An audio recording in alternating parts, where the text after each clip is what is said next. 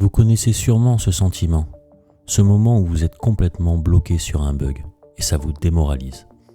Vous vous dites peut-être « je tourne en rond, je n'avance pas de panique, c'est tout à fait normal ». Vous savez quoi?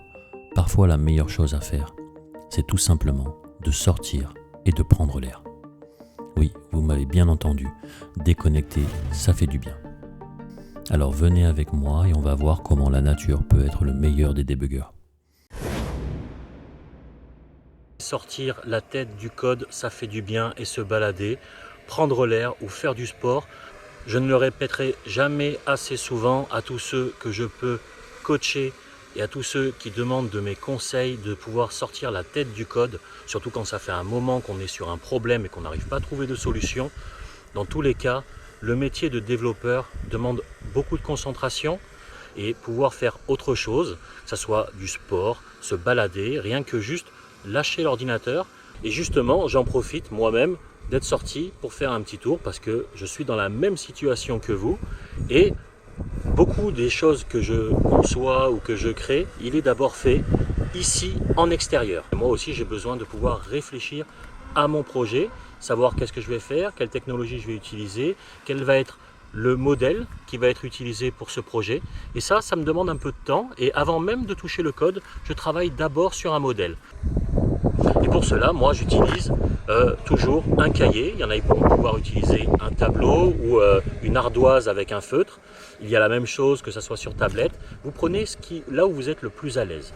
Comme j'ai déjà expliqué dans des précédentes vidéos, un stylo et un cahier, faire un schéma et pour pouvoir simuler, on va dire, les comportements de votre application. Quand il y a un bouton, je vais sur telle vue. Quand je clique ici, voici ce qu'il y a comme affichage, qui vous permet un peu de vous projeter.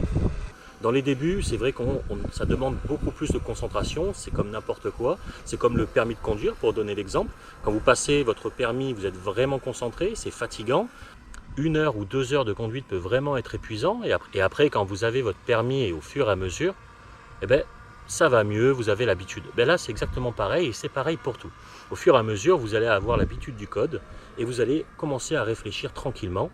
C'est pour ça que, en premier, pas besoin de se jeter sur le code, il est d'abord nécessaire de réfléchir à la stratégie que l'on va employer pour concevoir notre application. C'est pour ça que moi j'en profite pour pouvoir me balader. Ça ne veut pas dire que j'ai pas d'ordinateur et que je me balade, que je ne fais rien, puisque je suis toujours en train de réfléchir au projet que je vais faire ou celui qui est en cours, ou alors pour résoudre un problème, ou alors parce que je suis encore resté trop longtemps sur l'ordinateur et que j'ai besoin de sortir, j'ai pas d'inspiration, j'ai besoin de nouvelles idées. C'est pareil par rapport au contenu que je fais, même s'ils ne sont pas des applications, il y a quand même du code par rapport au contenu de la chaîne YouTube où il faut réfléchir comment aborder le thème pour des débutants, comment pouvoir aborder tel concept, le contexte, pouvoir avoir quelque chose qui est intéressant et qui apporte quelque chose. Ça aussi, ça demande de la réflexion. Donc pas besoin juste d'envoyer que du code s'il n'y a rien derrière.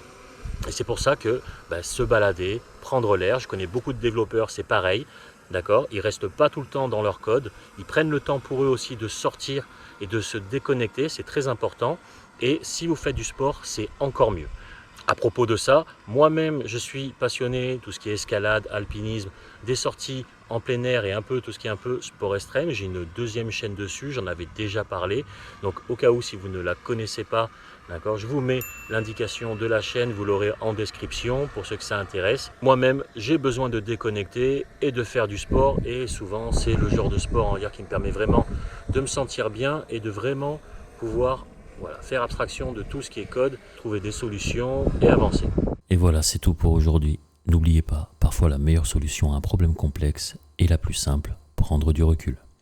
Si cette vidéo vous a été utile, n'oubliez pas de mettre un like, de vous abonner pour ne rien manquer des prochaines vidéos.